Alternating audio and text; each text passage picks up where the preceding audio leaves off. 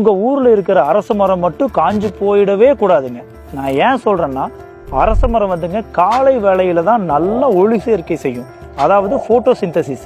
அப்போ அங்க இருக்கிற காற்றுல ஃப்ரெஷ்ஷா அப்போ உற்பத்தியான ஆக்சிஜன் இருக்குங்க. நம்ம போய் அதிகாலையில மரத்துக்கடியில சாமி கும்பிட்றப்போ அந்த ஃப்ரெஷ்ஷான ஆக்சிஜனை சுவாசிப்போம்.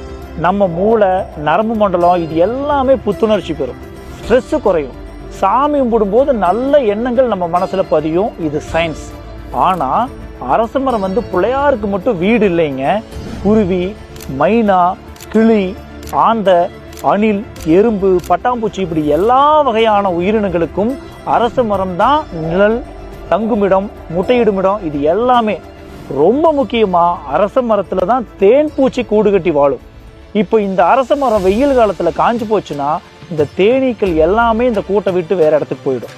தேன் பூச்சி இல்லைனாங்க மகரந்த சேர்க்கை இல்லை, மகரந்த சேர்க்கை இல்லைன்னா விவசாயம் இல்லை, ஊர் செழிப்பா இருக்காதுங்க, நம்ம வாழ்க்கையுமே செழிப்பா இருக்காதுங்க.